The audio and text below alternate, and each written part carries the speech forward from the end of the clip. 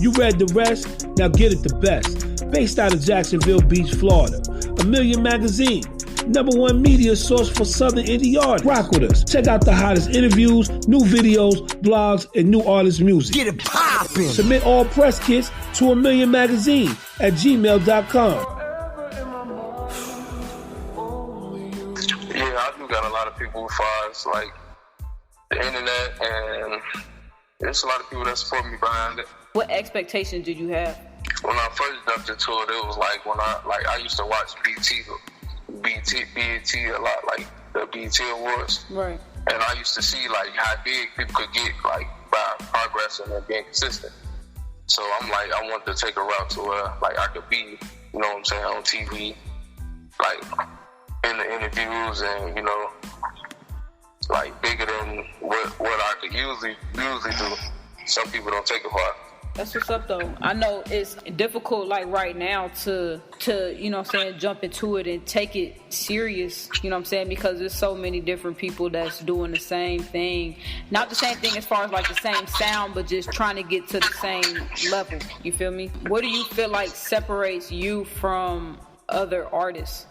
I feel like I'm in my own lane. I'm not pressuring nobody about nothing, and like I'm not too much complaining about nothing. It's like I'm focused on what I'm doing. Like I support everybody around me. I support my brothers. You know what I'm saying? Everybody that's doing music, and it's like everybody just got their own lane. And I feel like I found mine. Do you feel like it was hard to find your sound?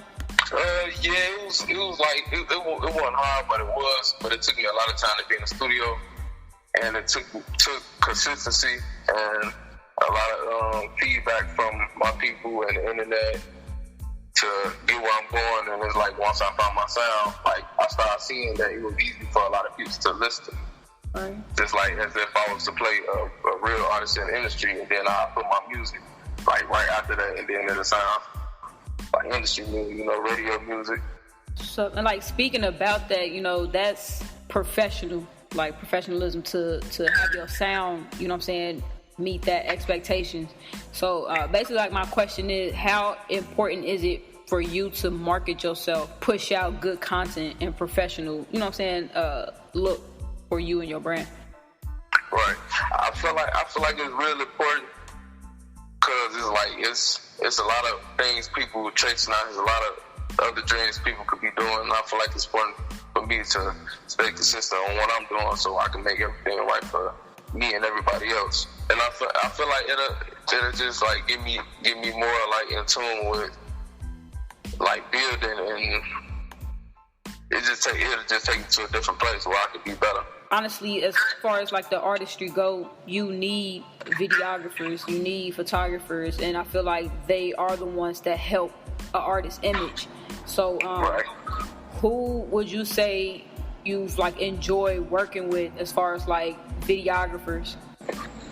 I got one Pacific videographer. His name J. Smith, and I've been working with him for 2 years. And we met during the show, and we've been working ever since. He's been building, I've been building. He's been working with, like, you know, sometimes people got a budget, so you know he working with what we got, and we put things together and get it done. What about him really stands out the most, you know what I'm saying, when you guys are working together? He sees my vision. He like a lot of videographers don't listen to the music, they just take a price and shoot it. He literally listens to my music, he give me ideas, and we found out spots, we run out spots to shoot the videos, and like he be really in tune with it, and like my movements when I'm shooting video, he know how to work with what I'm doing. That's what's up though. He'll tell me like if I need to move to this spot or like stand right here, like he'll tell me like all the spot, and he'll tell me something wrong. Do you feel like that helps you as an artist? Yeah, because he see like sometimes the videographer can see more than I can see, but we put our ideas together, but he can see through the camera, so he visualizing what he can take and put together while he editing it. Right.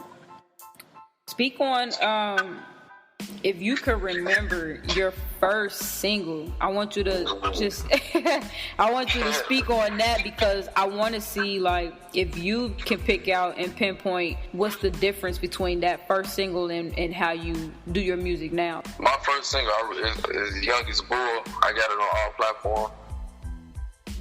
And I feel like it's way different. Like, I was rapping, like, I do a lot of rapping in auto-tune, so it's like I can go back and forth.